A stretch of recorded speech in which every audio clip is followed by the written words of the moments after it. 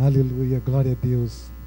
Tu és santo, Senhor, digno de honra, glória e louvor. Povo de Deus, boa noite. Que a graça e a paz esteja com todos, amém? Glória a Deus por essa maravilhosa oportunidade de estarmos em Tua presença, adorando e exaltando o nome dEle. Que Deus abençoe. Nós estamos no ano de desafio. Uma frase que eu ouvi, que eu achei bacana, algum tempo atrás, que eu tenho guardado comigo, é o seguinte: para trás nem para pegar impulso. É isso que nós temos que aprender no ano de desafio da nossa vida.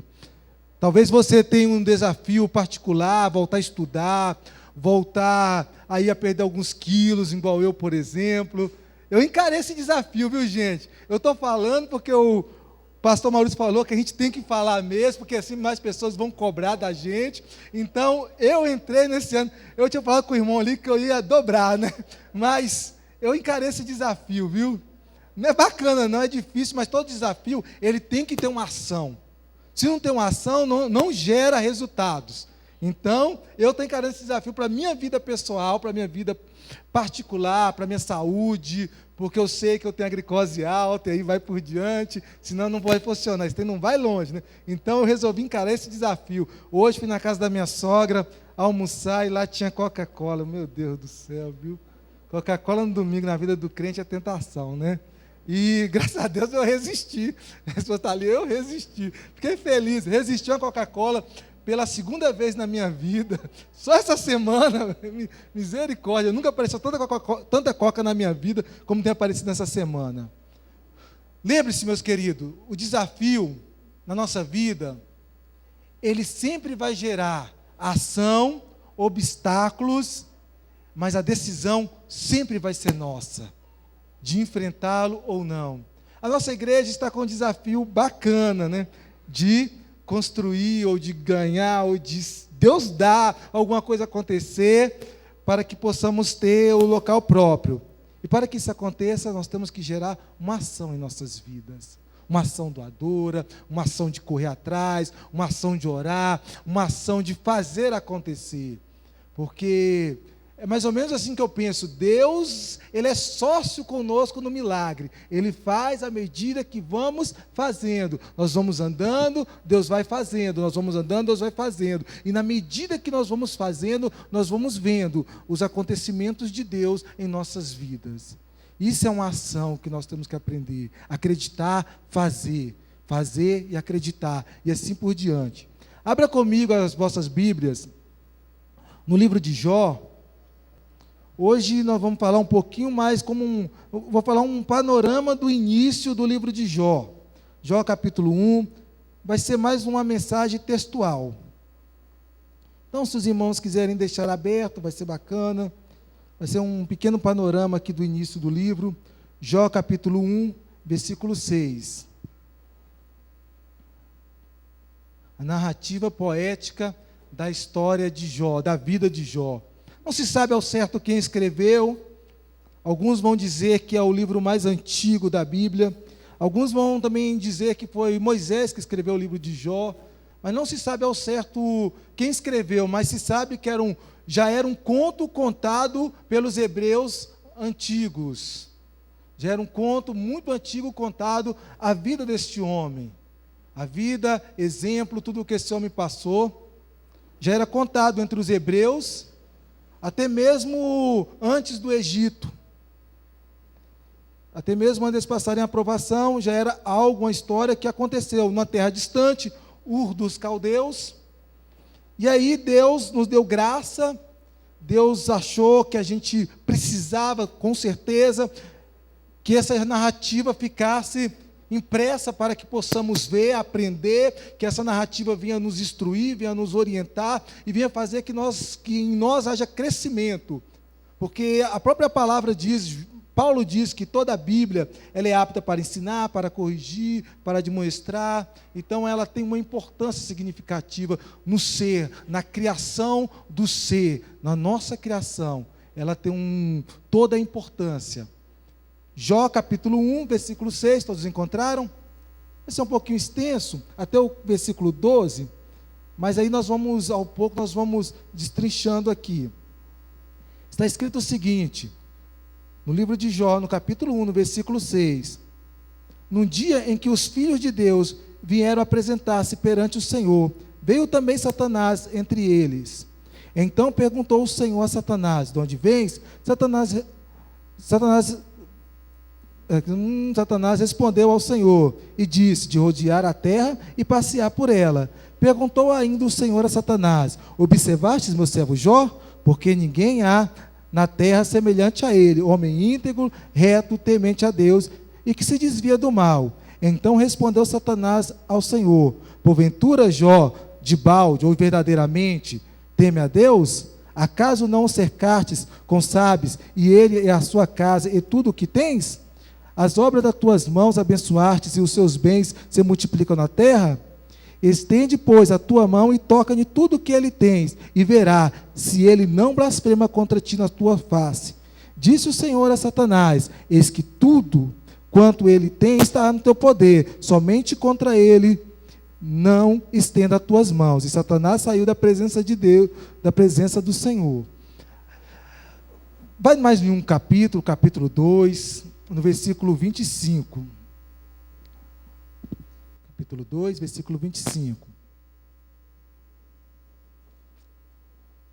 Aquilo que temo, melhor, capítulo 2, não, perdão, capítulo 3. Capítulo 3, 25. Ó, tem gente atento aí. Foi só uma pegadinha, só para ver se vocês estavam lendo mesmo. Vocês não perceberam? Vocês viram? Foi só um jogo, deixa eu ver se vocês estão espertos mesmo. Mas estavam. Capítulo 3, versículo 25. Aquilo que temo me sobreveio, e o que receio me aconteceu. Amém? Glória a Deus.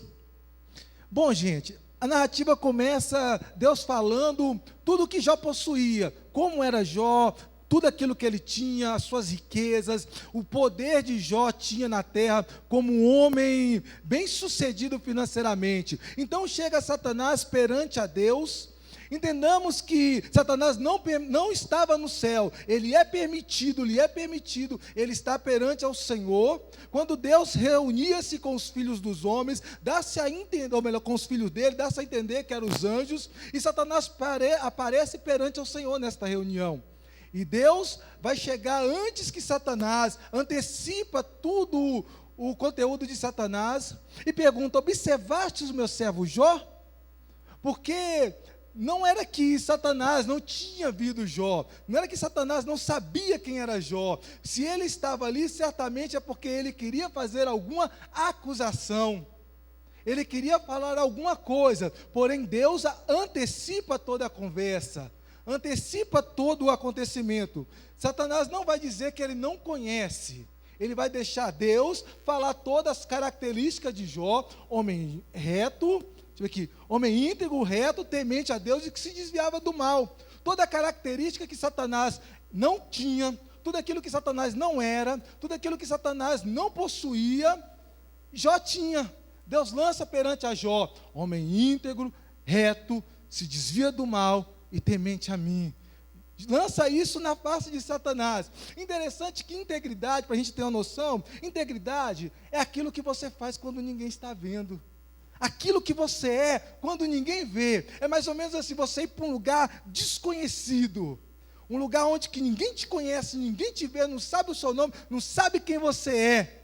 E ali você continuar fiel aos seus princípios, continuar fiel de fato quem você é, você continuar reto perante ao Senhor. E retidão é o que você é perante aos outros, perante a sociedade: um homem justo, um homem honesto, sincero, respeitador. Isso é retidão, fazer as coisas da maneira correta, não cair nem para um lado nem para o outro, você ser uma pessoa reta, centrada, honesta. Eu sei que, mas tem, viu? Aqui pelo menos ninguém tem. Você vai falar de política, talvez não tem, mas eu creio que a maioria dos cristãos são assim, retos. Temente a Deus. Salomão vai dizer que temer a Deus é o princípio da sabedoria. Então logo se vê que Salomão ele era um homem sábio, porque ele era um homem temente a Deus, e que se desvia do mal, santidade. um homem que buscava a santidade, ou seja, tudo aquilo que Satanás era para ter sido, tudo aquilo que ele teve oportunidade de ser, tudo aquilo que ele teve chance e que não foi, Deus joga na cara de Satanás. Satanás não tenta desfazer isso, Satanás não tenta dizer que era o contrário, ele não fala assim, é mentira, isso não é verdade. Ele não faz isso, mas ele usa uma tese para tentar destruir com tudo aquilo que Deus acreditava de Jó, que tudo aquilo que Deus falava de Jó, ele usa uma tese. Ele pergunta a Deus, será que verdadeiramente ele serve ao Senhor? Será que de balde ele serve ao Senhor? Ele serve ao Senhor por que motivo? Será que não é porque o Senhor rodeia ele, protege a família dele, ele é abençoado com tudo aquilo que ele faz? De verdade, ele teme a Deus? E aí eu vejo as grandes dificuldades que nós temos hoje. Se hoje nós ouvimos essa palavra, será que de fato tememos a Deus? Ou será, a tese de Satanás era, será que ele serve a Deus? Ou será que ele serve por aquilo que o Senhor tem para oferecê-lo? Será que de fato ele serve ao Senhor? Ou será que ele serve aquilo que o Senhor tem dado? Ele tenta acusar Jó de servir a Deus, porque ele ganha algo em troca. Ele tenta acusar, Satanás tenta acusar a Jó de ser alguém que só pensa em ganho próprio. E aí, eu lembro um pouquinho de 1 Reis, no capítulo 18, quando Elias aparece perante a Israel, perante Acabe, numa situação que Israel estava toda adorando a Baal. Israel estava prestando culto a Baal, porque Baal era considerado o Deus que fazia chover, o Deus da prosperidade. Baal era considerado para ali aquela terra como um Deus que fazia prosperar todo o seu povo. Conta a história antigas, que todo dia à noite, quando o povo de Israel era obrigado a ir deitar-se cedo, dormia-se cedo, era obrigado a todos, passavam os soldados de Jezabel com os soldados de Acabe pela estrada, e colocava-se pão na praça, colocava-se pão perante as portas, porque chegava de manhã, toda Israel, quando ele abria as portas, eles diziam, olha, Baal nos abençoou com pão. Baal nos deu pão, forçando o povo a acreditar que Baal, de fato, era o Deus que trazia a provisão.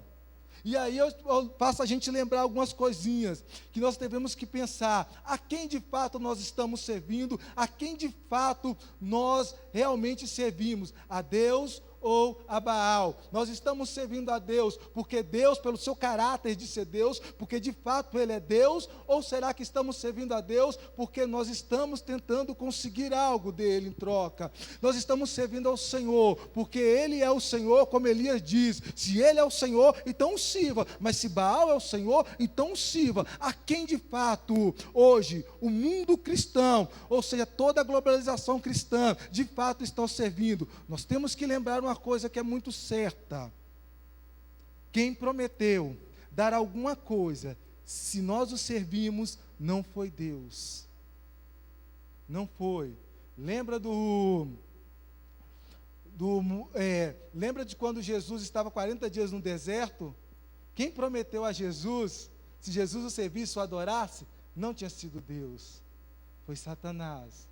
Às vezes, nós estamos servindo a Deus, mas por motivos errados. Estamos tentando servir a Deus por causas erradas. Não que Deus não possa nos dar, ou que nós não seremos abençoados, mas o motivo que servimos a Deus, esse é importante. Nós temos que pensar a todos os dias, por que eu sirvo a Deus? Se Deus me dá, como diz aquela música, né, aquele hino que é muito bonito, se Deus fizer, Ele é Deus. Se não fizer, Ele continua sendo Deus. O difícil é nós colocarmos isso no dia das nossas provações, nos dias das nossas angústias, nos dias difíceis das nossas vidas, como o Salomão falou. Salomão disse que dias maus virão para todos. Colocar isso, porque de fato eu sirvo a Deus. Para que eu sirvo a Deus? E qual o motivo que eu sirvo a Deus? Qual a perspectiva de vir à casa do Senhor, de estar dentro da igreja? Porque nós somos cheios de perspectivas, nós somos cheios de vontade, nós gostamos de ter perspectiva. O ser humano é importante esse negócio de ser uma perspectiva de vida, querer alcançar algo, chegar em algum lugar, mas essas nossas perspectivas não podem atrapalhar os planos que Deus tem para nós, não pode frustrar aquilo que Deus tem para nós.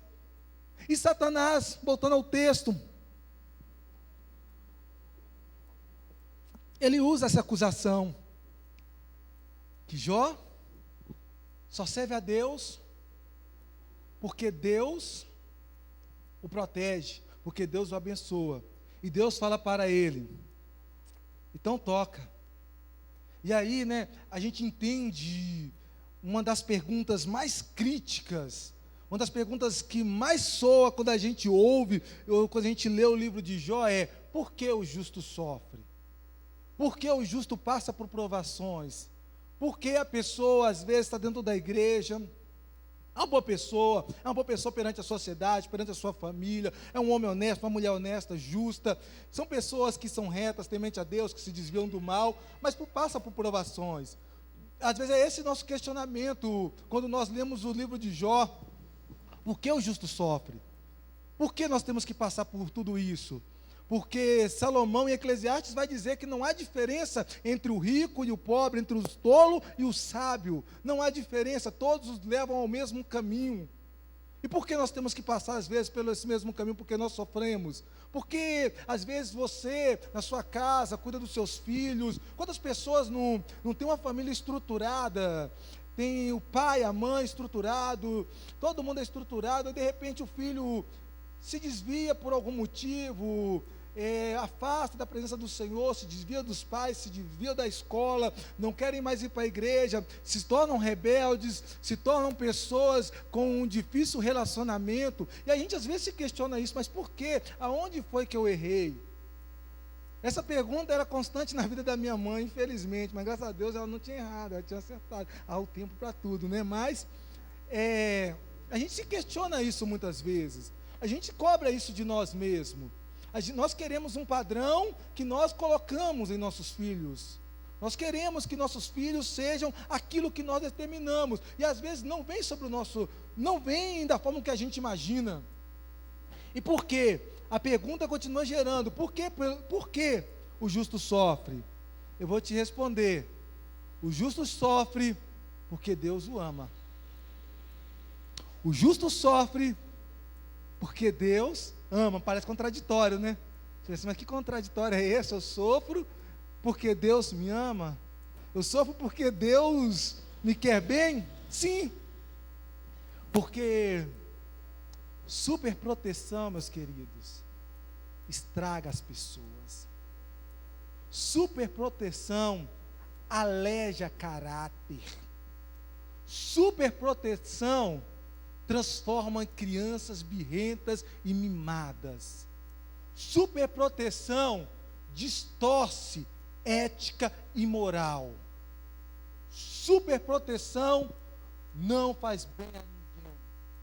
Superproteção só destrói pessoas. Aí nós vemos que muitas crianças, eu mesmo trabalho com a classe classe rica mesmo, são bem sucedidos, graças a Deus, Assim, então aí nós vemos crianças que têm de tudo, que têm uma boa escola, que meninos de 8, 9 anos com iPhone, meu Deus, com um celular, só misericórdia, eu tenho até vergonha de mostrar aí para os outros, e aí nós vemos que tem a condição financeira boa, viaja, vai para os Estados Unidos, vai para o Canadá, vai para não sei aonde, mas mesmo assim, são pessoas que não têm uma boa formação de caráter.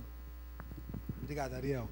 Mesmo assim, são pessoas que o seu caráter é distorcido, o seu caráter às vezes não é bem formado, você vê que tem de tudo. A gente pensa assim: não, esse vai longe, e às vezes, infelizmente, se afunda, se naufraga, porque a superproteção, ela destrói o caráter das pessoas. Ter as coisas, ter tudo, não quer dizer que você, ou que você ama, ou que alguém te ama, ou você ama, você dá de tudo. Não, pelo contrário. É você deixar as pessoas crescerem. E é isso que Deus faz, porque Ele ama, Ele às vezes deixa as coisas acontecerem em nossas vidas. Primeiro, entenda isso. Deus só permitiu que isso acontecesse na vida de Jó, porque Deus confiava em Jó. Se Deus não confiasse naquilo que Ele falou de Jó, certamente Ele não deixava aquilo acontecer. E aí vem uma resposta, às vezes para as nossas dúvidas. Por que isso acontece comigo? Parece que é só problema em cima de problema, Parece que, meu Deus, termina um como começa outro, e antes de começar o outro já tem outro na frente. Isso tudo passa, é porque Deus confia em você. Deus sabe da sua capacidade de gerir e de transformar isso. Nós temos que entender, meus queridos, que ninguém sai numa vida melhor, numa festa, fala assim, não, eu fui numa festa, a festa estava boa, e ali eu saí transformado numa pessoa melhor. Ninguém sai de uma festa foi excelente, e daí meu caráter foi moldado ali eu virei uma pessoa melhor. Não, Salomão vai dizer que é melhor estar onde? No velório. Salomão vai nos inserir, falar assim, é melhor estar ali, no velório, onde há dor, onde há sofrimento, onde há angústia, porque ali você vai parar para pensar. O sofrimento, ele não é para destruição, ele traz crescimento. O negócio não é o problema que você vive, porque a gente fica assim, todo mundo, eu tenho um problema, o negócio não é, você tem, o outro tem, fulano lá fora tem, todo mundo tem.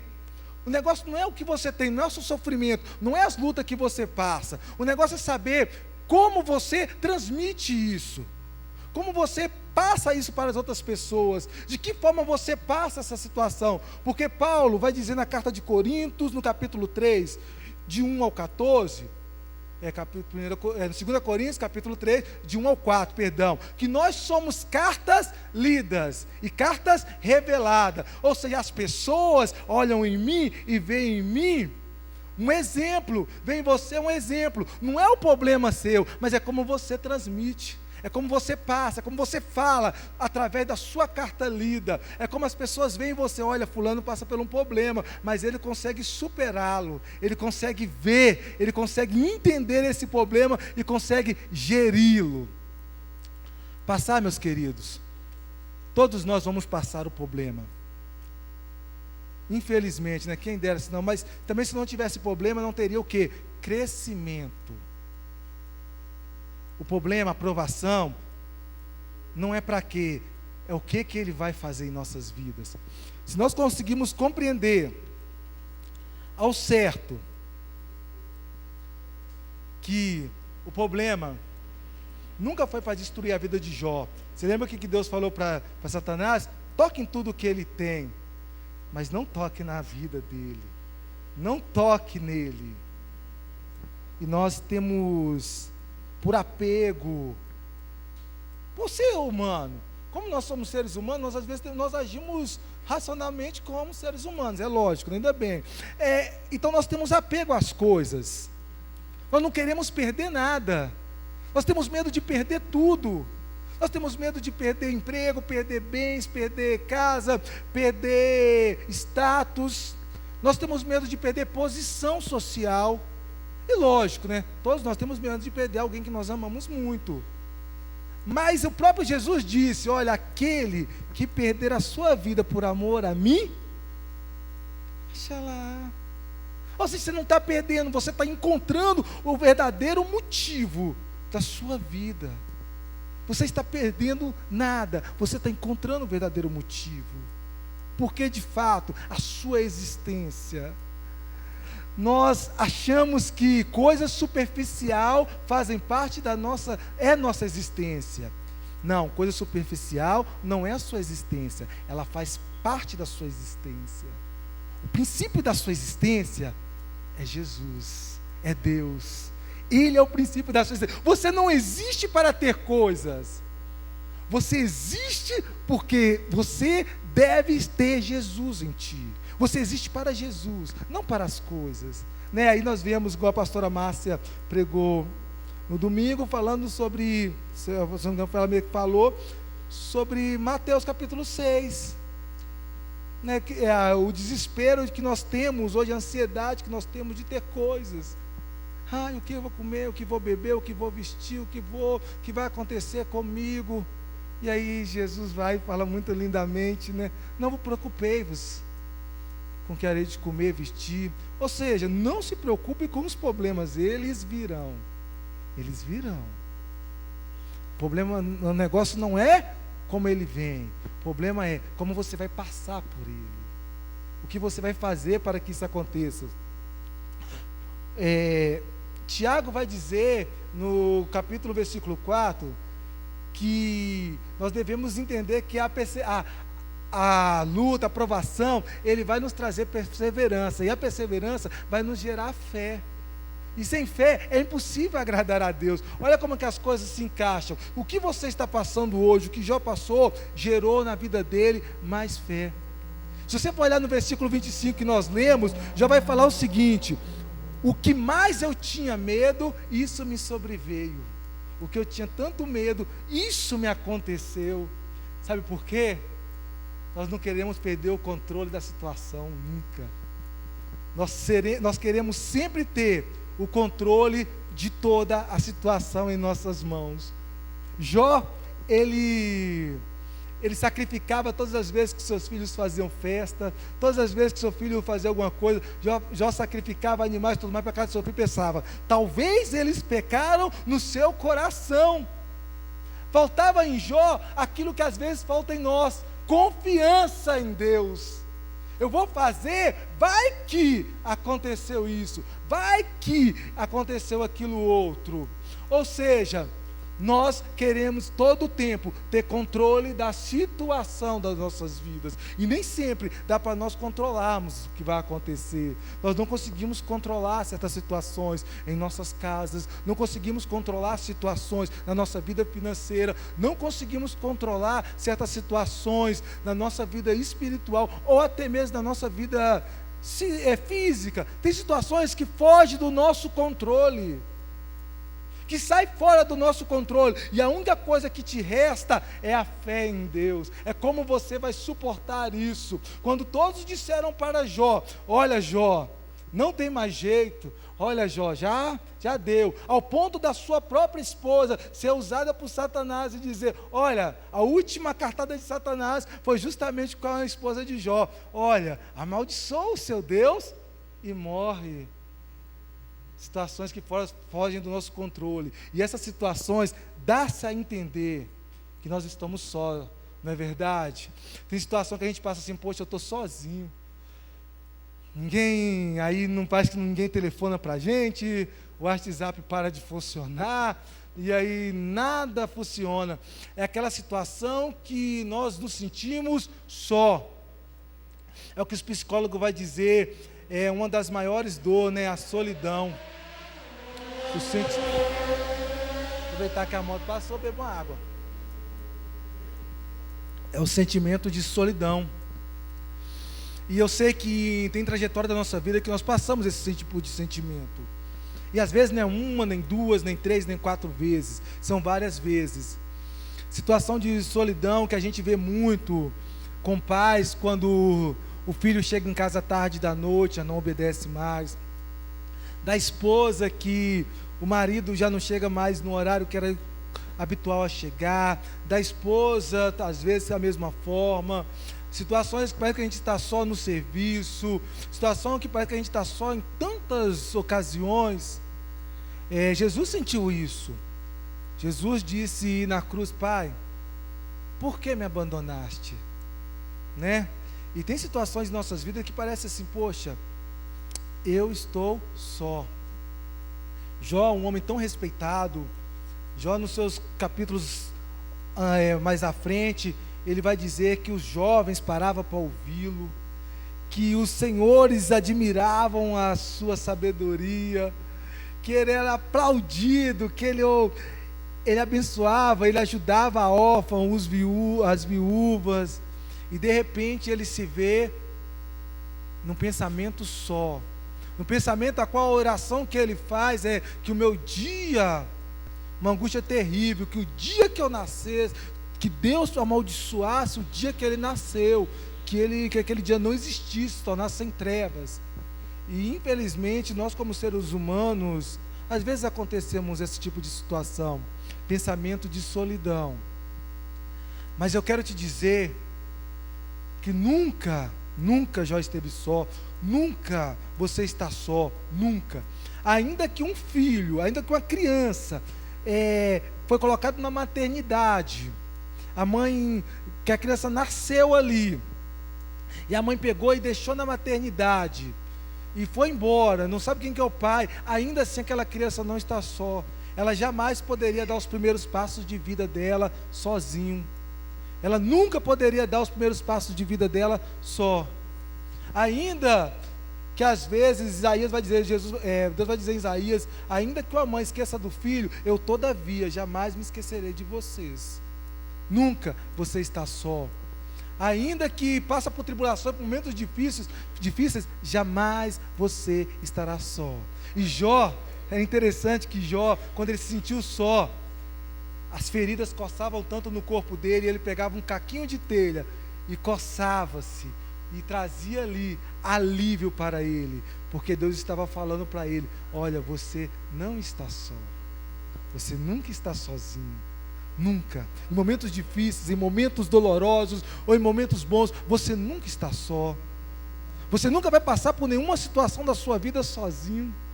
Jesus nunca disse isso. Jesus disse bem claro: olha, no mundo vós tereis aflições, mas tem de bom ânimo. E ele sempre disse: olha, eu vou, mas enviarei o Consolador. De forma alguma, de momento nenhum, você nunca vai estar só. Nunca. Ainda que pareça estar só, ainda que as dores da solidão venha, num quarto escuro, ou no momento de depressão, ou no momento de dor, de ansiedade, no momento de frustração, saiba, Deus está contigo. Ele sempre vai estar contigo. Por isso que Deus disse: olha, para Satanás, toque em tudo, mas na vida dele não. Na vida não, porque ele não está só. Se em algum momento a gente às vezes nos sentimos assim, é porque às vezes nós temos que mudar as nossas crenças, mudar aquilo ou a forma com que nós cremos em algo. Nós às vezes acreditamos que Deus é bondoso, como no Salmo 72, Asaf vai falar que Deus é bondoso para com toda Israel, mas parece que ele se esqueceu de mim. E às vezes é assim na nossa vida, nós parecemos que Deus é bondoso para com todos, né? Olha, fulano, nossa, acontece isso, tão de bom para todo mundo, e quando chega a minha vez parece que eu não creio, porque eu tenho que mudar a minha crença, eu tenho que acreditar de uma forma diferente, acreditar verdadeiramente que Deus está comigo. E o mais difícil de acreditar que Deus está conosco é porque nós só vamos ver uma solidão nos momentos difíceis da nossa vida. Ninguém se sente só quando está tudo bem. Ninguém se sente só numa festa. Ninguém se sente só num momento de alegria, num conto de piada, numa roda de amigos ou dentro de uma congregação. Nós nos sentimos só dentro dos nossos quartos. É quando ninguém está vendo. É quando algo que aconteceu conosco é tão doloroso, tão triste, ou algo que nós fizemos é tão doloroso, tão triste, tão vergonhoso, que nós não temos coragem de contar nem para os nossos melhores amigos, ou nem para a nossa família. E aí, nesse momento, nós nos sentimos só, porque achamos que Deus não é capaz de nos compreender, e de nos entender, e de nos amar.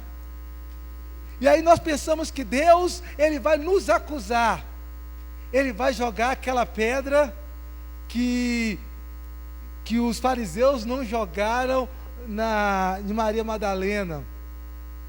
Aí nós pensamos que Deus vai fazer isso conosco, ao invés de nós acreditarmos que Deus, Ele vai te acolher, te abraçar. Entenda que amar, que Deus deixa acontecer em nossas vidas, porque Ele nos ama, mas amar não é apenas corrigir, amar também não é apenas deixar ir quem quer ir, mas amar também é saber abraçar aquele que quer retornar, aquele que quer voltar, é perdoar aquele que um dia me ofendeu, não é compreender o erro, mas é tentar corrigir junto. Entenda que Deus deixa acontecer algumas coisas em nossas vidas, por vontade permissiva de Deus. Ele deixa isso acontecer, mas não é porque Ele te quer mal, não é porque Ele vai dizer, olha, eu te disse lá na frente. Não, Ele quer que você entenda, aprenda, que o amor dEle não é por aquilo que você tem ou por aquilo que você é. O amor dEle é por você. É por você, é único. Gente, amor único, amor verdadeiro, o sentimento real. Não é por uma pessoa, pela sua capacidade física, intelectual. O amor verdadeiro é pelo ser. Jesus ama o ser. Jesus te ama, é o seu ser. Ainda que você falhe, que você caia, ainda que você erre, ainda assim, Ele nunca deixou de te amar e nunca vai te deixar só. Entenda isso, Ele nunca vai te deixar só. Você não está só.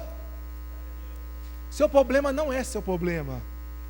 Se eu fosse Deus aqui, assim, interpretando, logicamente que eu falaria, o seu problema é nosso problema. É isso que Deus tenta dizer para nós a todo tempo. O seu problema é nosso problema. A sua dor é nossa dor. Isso é amor. Isso é saber que Deus cuida. E por isso que nós temos que entender e mudar essas crenças de ter medo de passar por situações difíceis, de passar por situações dolorosas, porque nós pensamos que estamos só. Entenda, grandes homens da Bíblia, as maiores vitórias deles foram nas adversidades. Davi, José, e aí nós vamos olhar Daniel, Jacó, maiores vitórias da vida deles foi quando tinha adversidade. Não tenha medo da adversidade.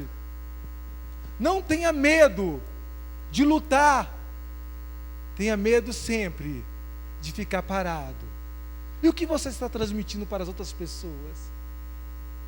Qual o que você está transmitindo quando vê essa adversidade? Alguém triste, derrotado, alguém simplesmente cabisbaixo, olha, vê um problema, a primeira coisa que eu faço é me afastar, me afastar, me afastar e me afastar e me esconder no buraco. Ou, quando vem uma situação adversa, quando vem uma luta, quando vem um problema, eu continuo perseverando, andando. E Jó fala uma coisa muito bonita. Quando veio toda essa destruição sobre a vida dele, ele virou e falou, olha, eu sei que o meu Redentor vive em breve, eu sei que ele se levantará em meu favor. Ou seja, está tudo ruim, está tudo difícil, eu estou todo ferido, minha alma está contrita, eu não tenho mais filhos, não tenho mais nada, mas eu sei que essa adversidade é por pouco tempo. E que Deus está comigo. Coloque sobre os seus pés. Essa noite. Aleluia. Glória a Deus. É Deus maravilhoso. Aleluia.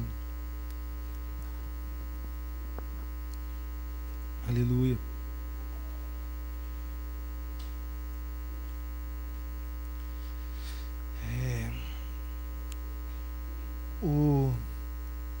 Os nossos comportamentos com os fatos, aí nós temos que entender toda a situação de Jó. O nosso comportamento com os fatos, o nosso comportamento com tudo que está acontecendo em nossas vidas, é que vai decidir o resultado final. O nosso comportamento com os fatos, eu quero que você grave isso. O seu comportamento, o meu comportamento, o nosso comportamento, a maneira de nós agirmos com o que está acontecendo, é que vai decidir o resultado final. O resultado final de tudo que você está sofrendo vai ser decidido de como você age hoje. É tempo de levantar a cabeça, erguer, olhar para cima, olhar para o alto. Não disse em nenhum momento que você não sofre, eu não disse em nenhum momento que você não está sofrendo, ou está doendo, ou está passando por alguma adversidade, eu não disse isso, mas eu disse que você é capaz com Cristo, porque você não está sozinho, você nunca está só. Eu gostaria que você, essa noite, curvasse um pouco as suas cabeças, colocasse a mão sobre o seu peito ou sobre a sua cabeça, onde você sentir vontade, colocar essa mão em você. Aí pode ser abraçando, pode ser... Eu quero que você coloque a mão em você. E você vai se sentir tocado por Deus, porque você tem o Espírito Santo de Deus. E você vai ser tocado. Eu creio que essa ferida vai cicatrizar. Eu creio que essa dor vai passar. Gente, é difícil falar, porque às vezes a gente está sentindo. Mas eu quero que você fale para Deus. Fale para Deus. Se liberte dessa dor, desse sofrimento, dessa angústia, dessa incapacidade. Quantas pessoas são tão capazes, mas elas se sentem tão incapazes, porque Satanás diz, você é incapaz, e aí você se torna mentalmente incapaz. Mas eu quero que você se liberte disso nessa noite. Se liberte disso. Tem coisas que Satanás diz para nós, você nunca vai ser liberto. Mas eu quero te dizer que você se liberte disso, você é liberto. Você não está só, não esqueça disso. A sua luta não é só sua, é de você e Deus. Deixa Ele te abraçar, deixa Ele te tocar nessa noite. Deixa Ele ir no mais íntimo do seu ser. Olha, tem lugares, tem janelas da nossa alma que ninguém vai. Você nunca teve coragem de contar, você nunca teve oportunidade, mas nessa noite eu quero te convidar a deixar Ele entrar nesse íntimo, nesse lugar, tocar no mais fundo. Senhor, Pai, eu sei que passamos às vezes por tantas adversidades, Senhor. Meu Deus, eu não sei como cada um dos irmãos se encontra nesta noite. Se tem alguém passando por lutas na sua área financeira, na sua área espiritual, ou na sua saúde, ou na sua convivência ali, Pai, familiar. Pai, mas eu sei que Tu és o Deus que nunca deixou ninguém só. O Senhor é Deus que cuida, que liberta, que transforma, que renova, Senhor. Nessa noite o Senhor possa tocar em cada vida, em cada pessoa. Venha curar a alma, as dores, as feridas, Senhor. Meu Deus, que o Senhor venha derramar uma graça, uma paz que excede todo entendimento, uma fé, uma esperança inabalável, Senhor. Meu Deus, que nesta noite o Senhor possa renovar, Pai, transformar, libertar, curar, encher, abraçar, cuidar, cativar, amar, mostrar para as pessoas como elas são amadas, como elas são queridas, como elas são importantes para o Senhor, e que essa adversidade, essas lutas, essas tribulações dia a dia, elas nunca os matarão, mas é para que eles possam crescer, e pelo Teu amor, Pai, que eles passam, mas eles não permanecem, porque o Teu amor enche, cobre. Ah, Deus, faz, Senhor, mas o Teu fluir, cada pessoa.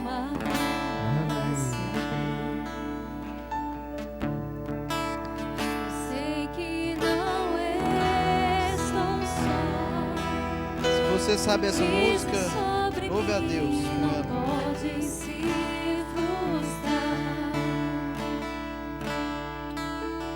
Venha em meu favor e cumpra em mim meu querer. O Deus do impossível não desistiu de mim. Sua destra me sustenta e me faz prevalecer. O Deus do impossível não desistiu de